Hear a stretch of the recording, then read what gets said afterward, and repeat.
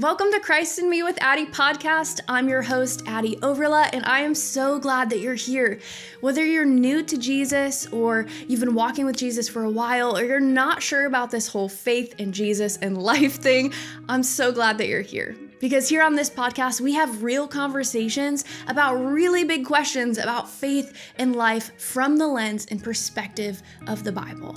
And if you're not sure what you believe, you don't have to believe to be a part of what we're doing here on Christ in Me with Addie podcast. This is a safe space to join in these conversations, figure out where God might be leading you, and figure out what kind of relationship you have with Him. I can't wait to get into it with you guys, but be sure to follow me over on Instagram at Addie Overla and join the Christ in Me with Addie broadcast channel to stay up to date on all things with the podcast. Now let's get into today's topic.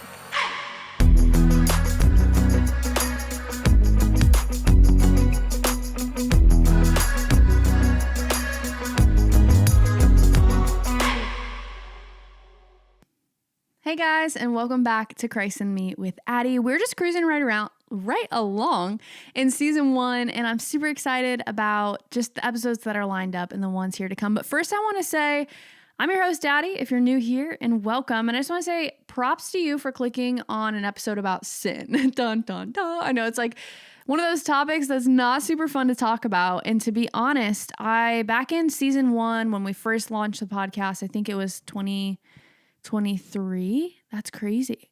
Yeah, I think I launched the podcast in 2023, fall of 2023. So, wow, I didn't realize how long we've been doing this, guys. So cool. Anyways, but back in season 1 of 2023, I did an episode called The Selfishness of Sin, where I really just talked about like what sin is and how it hurts other people. And that was one of my least viewed episodes. And it kind of makes sense because I think that's like sin's greatest weapon is Satan convinces us we know all there is to know about sin, so we don't ever explore more about sin. And what we don't know more about, we can't guard ourselves against, if that makes sense. So props to you for clicking on an episode to learn more about sin, because I think that's how we help guard ourselves against falling into sin. I think sin is just one of those icky topics we tend to avoid because it's easier to live our life and just ignore it than it is for us to actually face our sin. So I just want to say, I'm proud of you. Thanks for being here. Thanks for clicking on this episode. And I think acknowledging God's word and understanding sin is how we armor ourselves to avoid sin, to be super self-reflective and self-evaluating, and to always seek to improve ourselves in how we live as Christ followers. One of the values at our church is excellence, and I just kind of love that because something that I say when we teach this little class on our church values is that if we're going to do this thing called ministry, or in our case and probably the case of the person listening, if I'm going to do this thing called faith and this thing called Christianity, I want to do it with excellence. I want to be excellent for God.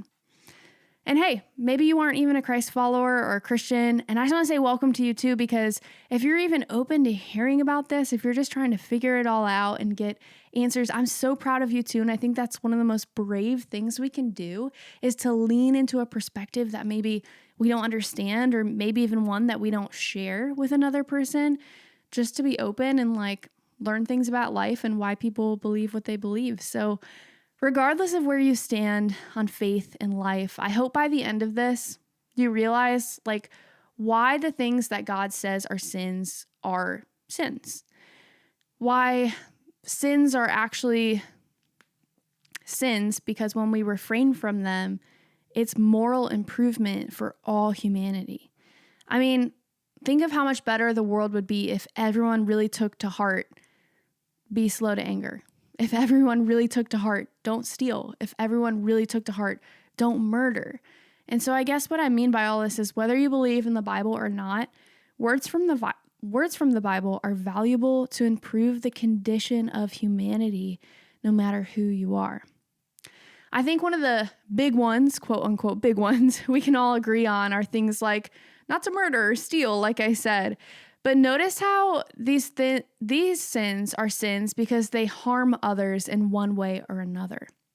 And so today we're going to talk about some sneaky sins. And these are sins that we don't always realize are sins that actually hurt others too. And I think that's a really good definition of sin. Sin always hurts someone else. So if you're ever confused on what's a sin, what's not a sin, ask yourself, is doing this hurting anyone else?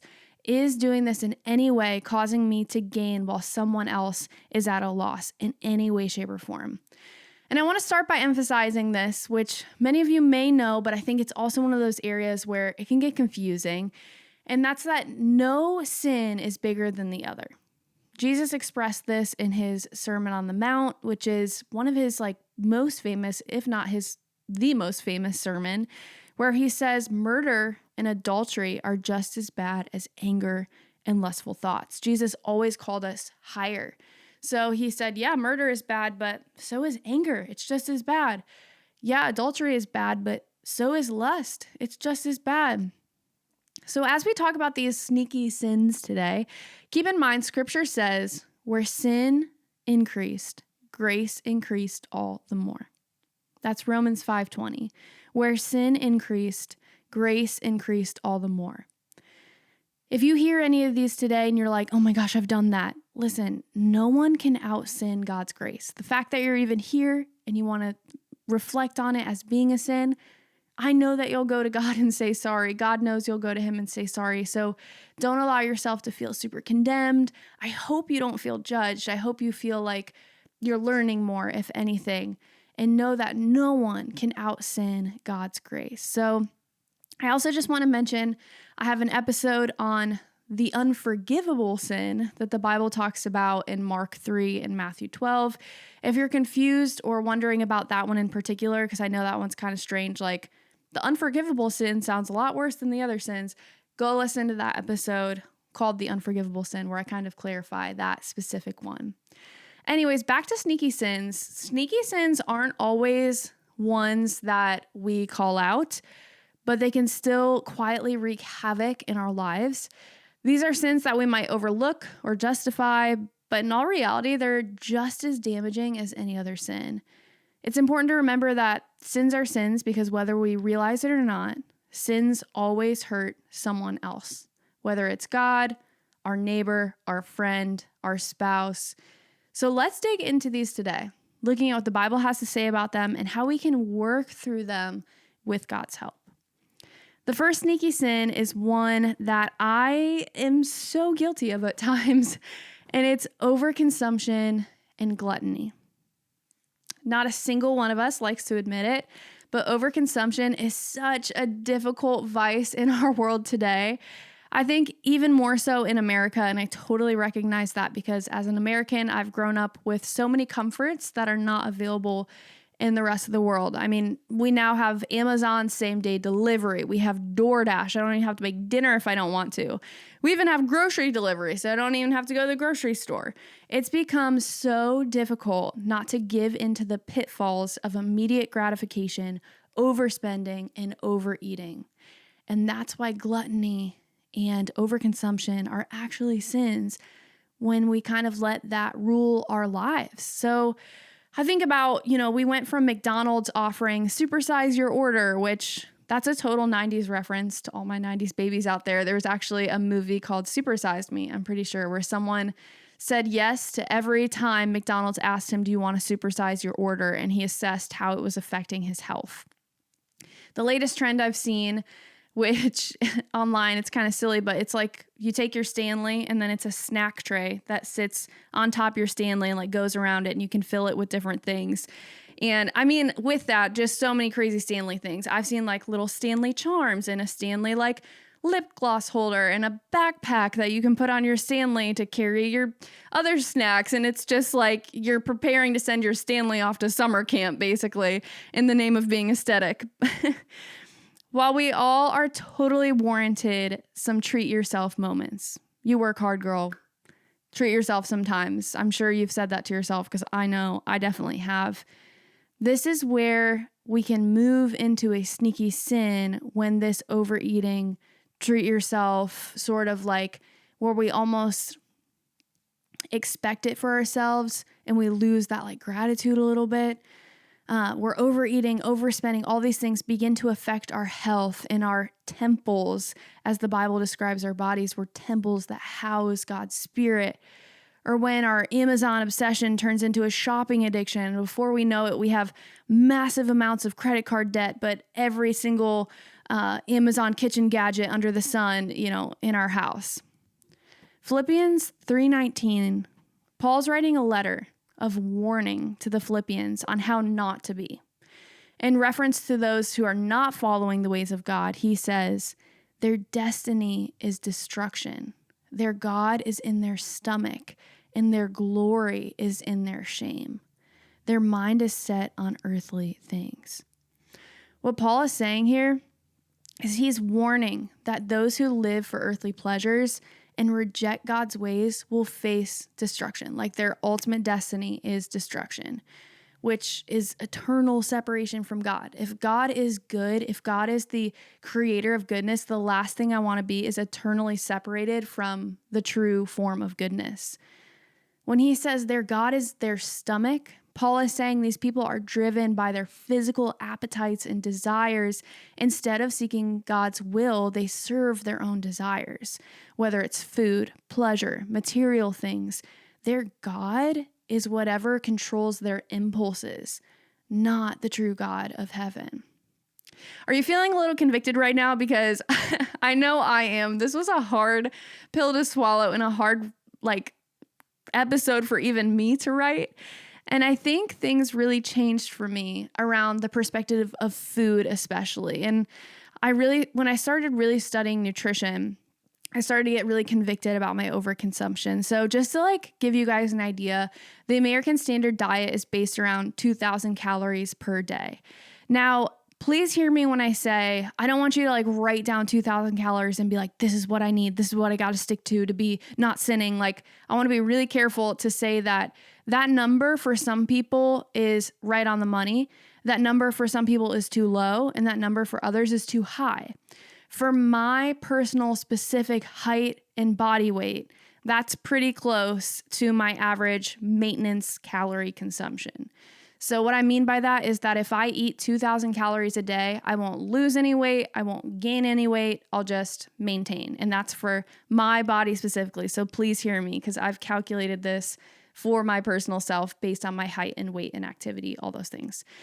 But I will say, one of my favorite indulgences is the Cheesecake Factory. If I'm on my deathbed, last meal, we're going to the Cheesecake Factory, and I'm going to get, you better bet, you best believe, the Bang Bang chicken and shrimp and their s'mores cheesecake. For those who want to live in blissful ignorance, don't listen to this next part, but I'm going to tell you, I looked it up. The Bang Bang chicken and shrimp averages 1,300 calories, and the s'mores cheesecake, which is my go-to, averages 1,550 calories. So in total, that one deliciously indulgent and totally worth it meal is 2,850 calories, which exceeds my daily need of 2,000 in one meal. Okay, for those feeling an insane amount of food guilt in this moment, that is not my intention.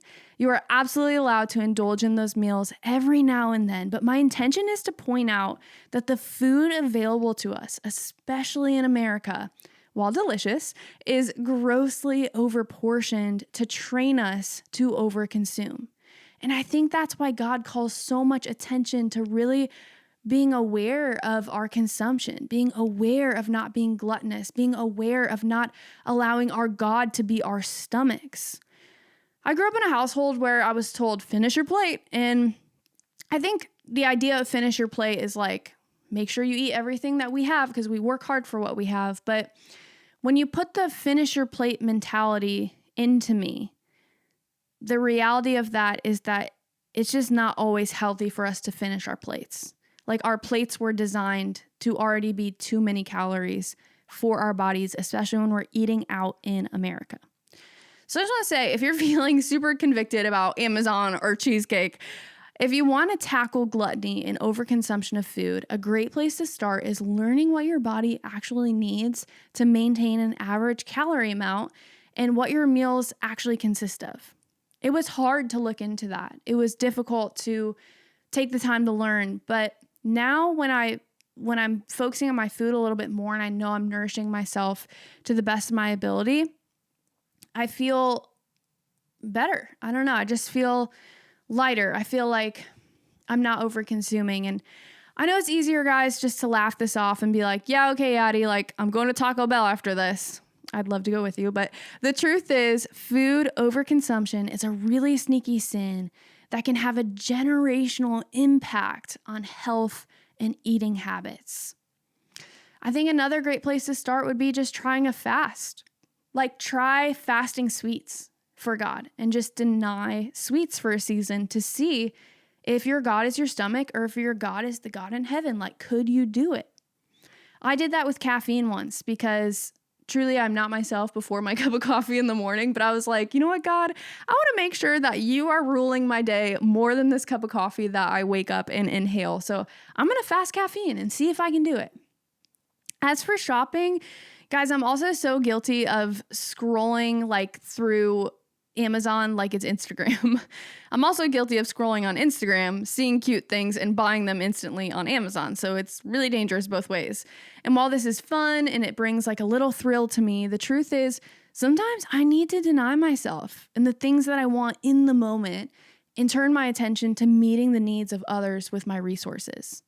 That's not as fun as like getting a new shirt, but I'm telling you, it has much more impact on the world. It's a very, very hard thing to do. But when I get to heaven, I want to be known for the heart that I had and the people that I helped, not the amount of, like I said, Amazon kitchen gadgets I had or the amount of Amazon same-day delivery sweaters I have in my closet.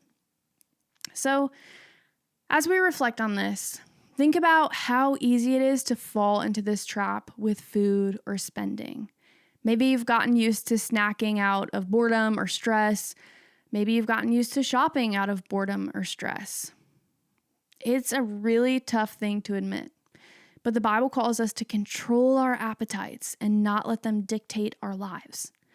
How can we change our mindset here and learn to be more disciplined? Hey there, I hope you're enjoying today's episode. I just wanted to take a second to remind you that if you're not subscribed to Christ in Me with Addie podcast, be sure to subscribe whether you listen through Apple Podcasts, Spotify, Google Podcasts, or whatever you use to listen to your podcast. This will put these episodes at the top of your feed so that you don't have to search Christ in Me with Addie podcast every time. It'll just be right there when you open up your phone.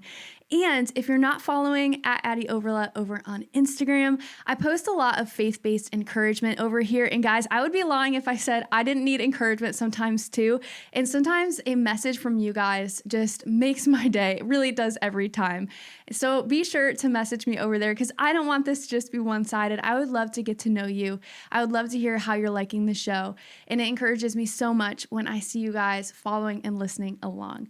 Also, be sure to subscribe over on YouTube at Addie Overla. And I can't thank you guys enough for following along with Christ in Me with Addie podcast. We also have a broadcast channel over on Instagram, so you can stay up to date on all things Christ in Me with Addie podcast. Again, this show is really about John 3:30. He must become greater and greater, and I less and less. But with that being said, let's stay connected. Now back to today's episode. The next sneaky sin is one that is literally so hard not to do, and it's gossip and slander. I feel like our world is propelled by gossip, you guys, and I get really discouraged.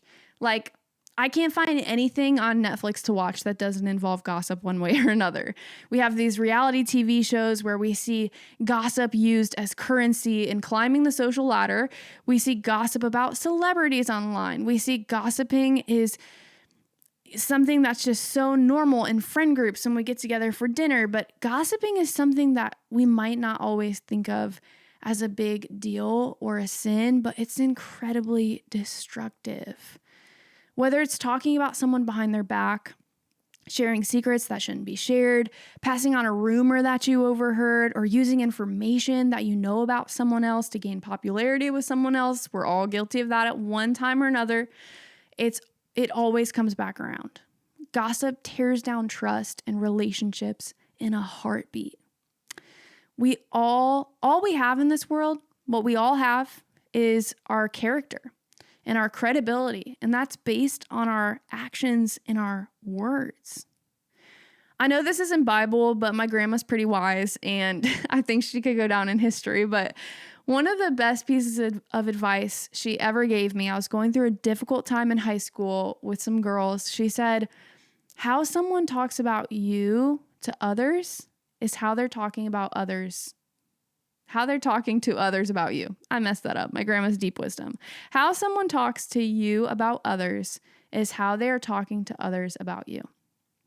And so when we're discerning friendships, not just the ones that we have, but also the kind of friend that you want to be, being able to control yourself from gossiping is so, so important to God and the health of your relationships. Proverbs 16:28 says, a perverse person stirs up conflict, and a gossip separates close friends. I don't know about you, but I don't want to be labeled a gossip, and I don't want to be labeled a perverse person. Come on, Proverbs. But Proverbs warns us that the damage gossip can cause can sometimes be irreversible. It's like a wildfire, and it spreads fast, and it can burn through relationships if we're not careful. We can convince ourselves that we're just venting or just getting it off our chest. But the reality is we're spreading division. I'll be the first to admit I've totally hurt people with my words at times. I absolutely have. I'm not proud of it. I look back and I think, man, I didn't mean for that to sound like that. I didn't mean for that to get back to that person, but it did. And so even if it wasn't my intention, even if it was something I shared harmlessly, words can end up hurting someone else. And I would beat myself up endlessly over my mistakes, but the beauty of Christ is that we can take our mistakes to Him, ask for forgiveness, and hopefully reconcile the damaged relationships. So, friend, really take this one to heart. If you just received the juiciest dirt on someone, could you control yourself to pray for their situation instead of talking about it? Think about the last conversation you had where someone was gossiping. Did you participate? Did you shut it down? How often do we engage in gossip without thinking about the consequences? Maybe it's time to ask God to help us guard our tongues. The third sneaky sin is holding grudges and unforgiveness. This one is really tricky because it's so deeply personal, and we're talking about our wounds here, people. But I'm really passionate about this topic, and we'll honestly probably do a whole episode on unforgiveness eventually, but it's something that I really struggled with for years, if I'm being totally honest. I had a pretty dark childhood that involved some really deep wounds, which you can hear more about in my testimony episode. But God has really helped me work through those wounds to reach a place of genuine forgiveness. And the reason I think grudges and unforgiveness are sneaky sins is because sometimes I think that we can convince ourselves that we've achieved forgiveness and that we're past that pain point. But in all reality, we've found this passive sort of acceptance of a situation. But in reality, we still view ourselves above the person that hurt us. Like, they're behind us now, they're beneath me, or we find ourselves avoiding the person that hurt us. And I know I've experienced this with a friendship. I was hurt by someone. I thought I had forgiven them, but in all reality, I was passively still really annoyed by their sort of presence. And this person, I just kind of avoided them. And that's not true forgiveness. And I learned that the hard way when God humbled me. But Ephesians 4:31-32 reminds us, especially with other Christians, it reminds us to get rid of all bitterness, rage, and anger, brawling and slander, along with every form of malice. Be kind and compassionate to one another, forgiving each other just as Christ forgave you. That's really hard to think about when someone hurts you, to achieve a place of forgiveness where you're actually able to be kind and compassionate towards them again. But the truth is, we hurt God all the time when we sin, and He still loves us. And so who are we to not still love one another? But I'm not trying to say that it's not hard to get to that place of true forgiveness. God calls us to forgive just as He forgave. It's not easy, but it's necessary. And holding on to anger and unforgiveness blocks us from experiencing peace. It can ruin relationships, even with people we love, like family. And this is real too, but not everyone can still be a part of your life, even though you may have reached genuine forgiveness with them. That could be for safety reasons or boundary issues. But for people who are still in your life, who you have forgiven, I think a genuine test of whether or not you've reached real forgiveness with them is to ask yourself, am I still viewing this person as a brother or sister in Christ? Do I see them as a daughter and a son of God? Am I still praying for this person to have a blessed life? Would I still invite this person for coffee to see how they're doing? Think about who in your life you've been struggling to forgive. Sometimes we hold grudges thinking we're just protecting ourselves, but the reality is that unforgiveness only keeps us trapped in a cycle of pain. So what would it look like for you to choose genuine forgiveness today and not passive forgiveness? I know these are hard, guys, but thanks for sticking with me. We're on to our fourth sneaky sin, and this one is really hard to talk about for a lot of people because I think there's a lot of shame tied to this one, but God wants to free us from that shame, and it's lust. I saw a reel the other day that said, the moment you realize social media is the new balcony from which David stood on to view Bathsheba. Now, that is so Bible-y it hurts, but it's so good. It's so good. For those who are unfamiliar, let me break it down for you. David was called the man after God's own heart in the Bible. So big expectations on his life. Yet in this moment of weakness in 2 Samuel chapter 11, this is like a rom-com, guys, where the guy goes for the wrong girl. But David saw Bathsheba while she was bathing. He was standing on his balcony. He saw her through a little window. She was taking a bath, looking sexy. And he inquired about her. He called for her. She was a married woman. David slept with her and they conceived a child. Now talk about a mistake. It was in a moment of lust that turned into sexual sin through action and not just lust. But sex and intimacy is such a hot button topic in our world today. And I just want to address really quick, if you're wrestling with the question of why does God want us to wait to enjoy sexual pleasure in life, to be in marriage, why does that even matter? Your questions are valid. You're allowed to ask why. You were made as an intimate being, and that's something that God created you to do, but he does have parameters for protection for his design. And so I would love for you to go listen to my episodes, Waiting Until Marriage and Intimacy in Marriage, where I share less about the harsh rules and more about the heart of God in designing intimacy for humanity within marriage. So anyway, lust is such a sneaky sin because we don't always mean to do it. I don't think we always seek out lust. I mean, sometimes I think people do have the intention on their heart to seek out lust. But I think there's moments of temptation that drop in our laps where we have a choice on how we're going to move forward in the moment, like this moment with David and Bathsheba.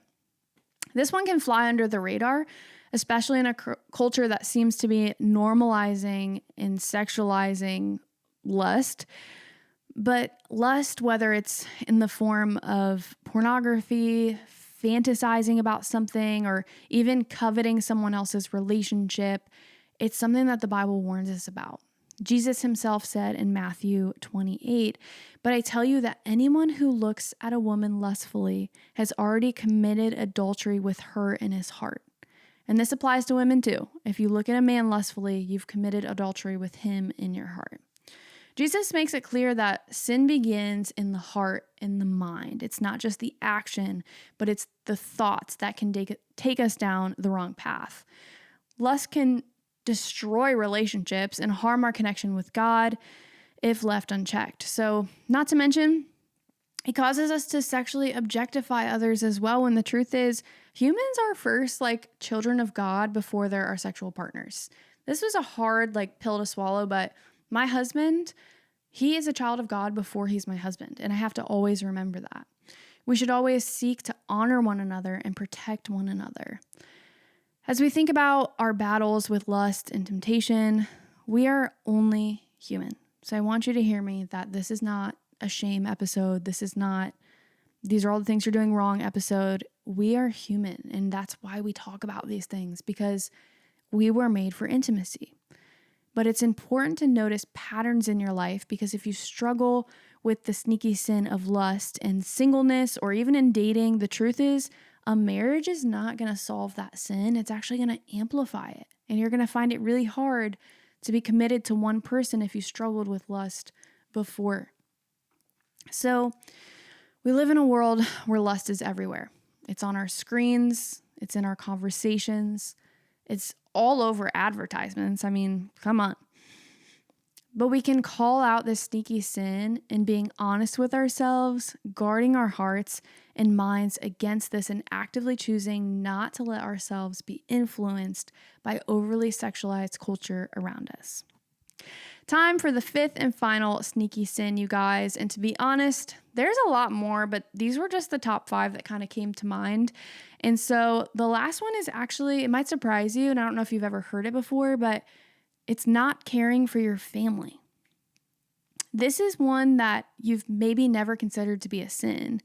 And I'm going to be the first to admit that I come from a family with a lot of relational strife.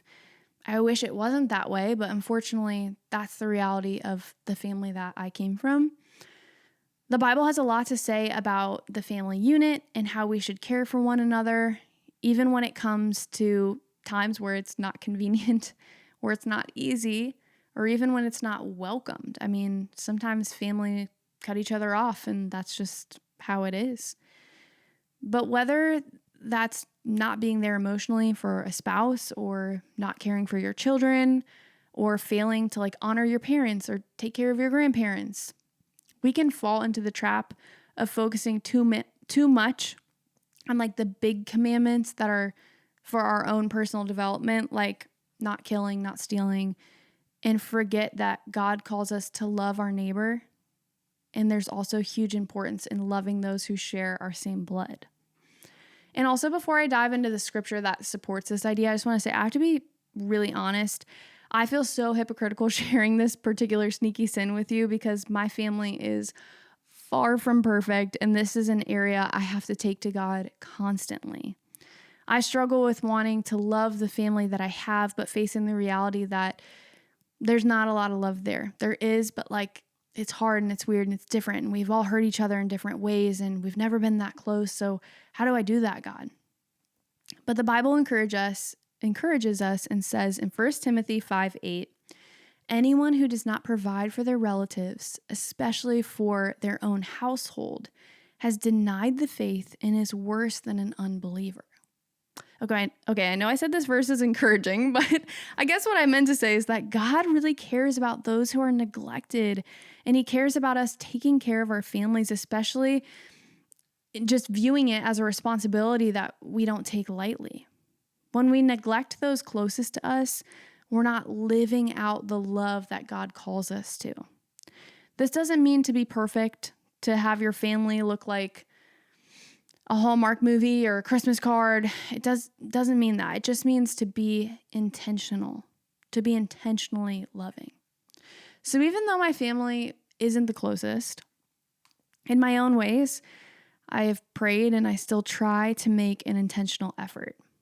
It might not look the way that I wish it did, but I know that if anything ever happened to my family, I would do everything I could in my capability to help. And if you come from a really strained family that barely speaks, that's hard. And believe me, I understand. While maintaining your healing and your boundaries, how can you serve and love your family? Maybe that looks like praying for them from afar, just softening your heart to even think about them, to pray for them every day, even though you might not have a close relationship with them, just praying over their health, their happiness, their safety, their security. Maybe you come from a family that is really close. How can you be more intentional? Are you giving your family the time, attention, and love they need?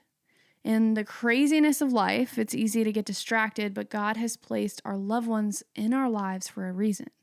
How can you better serve them today? I know These sneaky sins are challenging, but I tried to leave each one with like a reflection and maybe a practical step. But that wraps up all the sneaky sins for this episode. I hope you guys feel challenged, but also motivated to focus on some of these specific areas in your life, because as hard as it is to face, these sins might not be ones that make like the front page of the news of your life, but they can quietly steal our joy, wreck our relationships, and keep us from walking in God's fullness. I hope you leave today just reflecting on these sneaky sins in your own life, and that by facing them and acknowledging them, you can not let them have any power over your life and just begin to experience the fullness of life that God has for you. Thanks for listening, and I'll see you guys next time.